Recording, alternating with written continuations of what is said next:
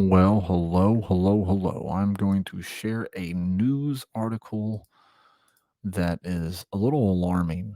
Um, but either way, we knew these times were coming.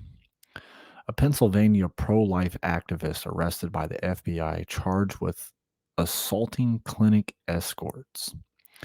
Now, this guy is a Catholic pro life activist. He was arrested Friday at his rural Pennsylvania home and charged with physical assaulting a Planned Parenthood clinic escort last year.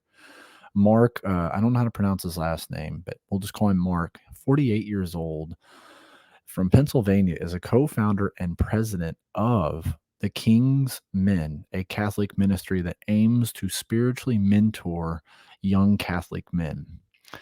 Now, his wife, Ryan Marie, told the Catholic news agency that a SWAT team of about 25 came to the house with about 15 vehicles and started pounding at the door.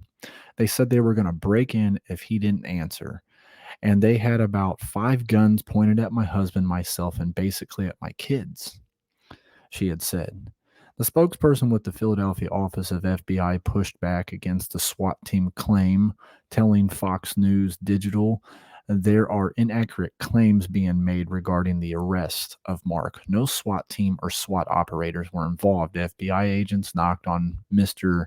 Um, Mark's front door, identified themselves as FBI agents, and asked him to exit the residence. He did so and was taken into custody without incident.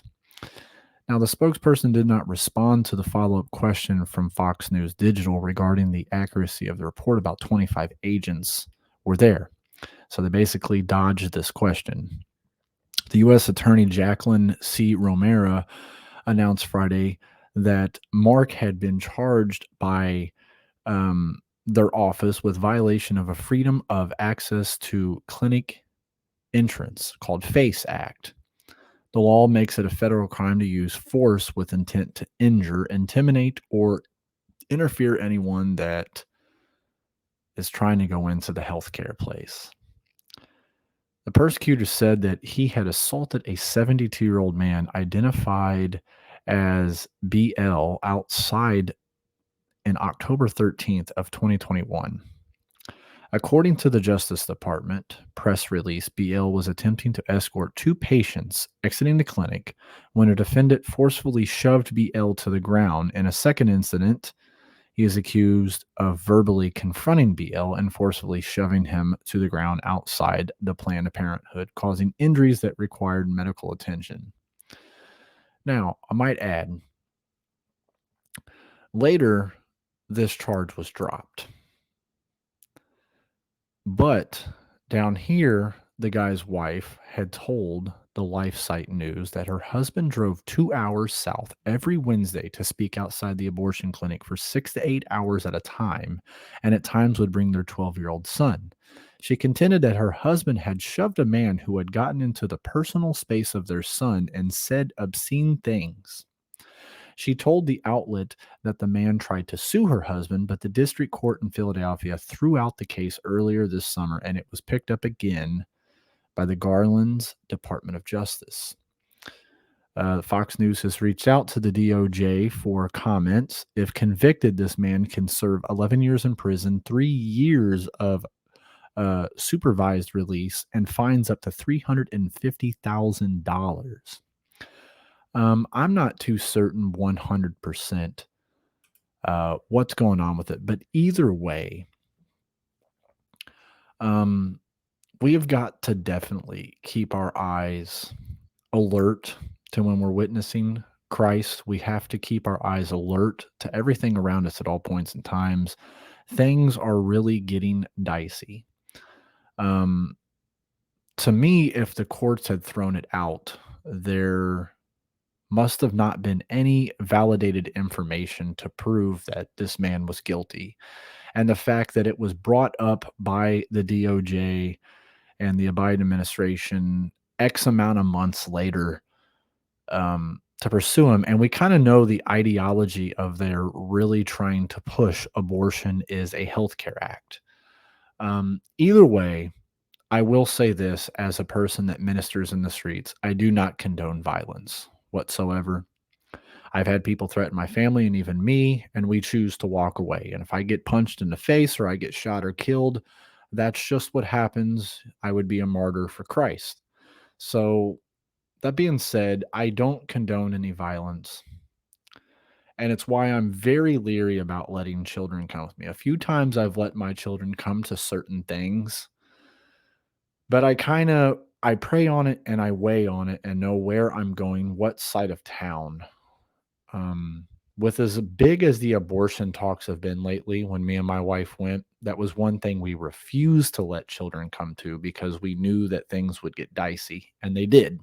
As you guys seen the video, we were outnumbered by about 2,000 to 300 of us. So it was clearly um, something I wouldn't have brought my kids to. There's been some times I have brought my kids street preaching and feeding homeless, but it just depends. I'm not saying the man's wrong for bringing his child because 12 years old is an age that children are a little older and they need to learn truth. I'm just saying we're at a point in time that we have got to be on our guard 24/7. Either way, even if he did push a guy, which out of defense of his child, he shouldn't have been raided by FBI. Even though the FBI said that in that report that they didn't do hold him at gunpoint and all that, they didn't deny the fact that 25 of them showed up. There's no reason why 25 officers should show up to a man's house. I read another report, I shared it on my community tab, where he has 7 children, and these children were crying, not knowing why their dad was at gunpoint.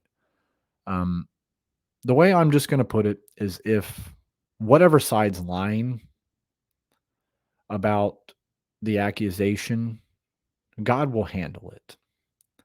But either way, when children are involved, whether the law enforcement, whether the government, children should be exercised with caution. If a bunch of cops came in my door and started doing that and traumatized my children by holding guns at me, that would be completely wrong of them.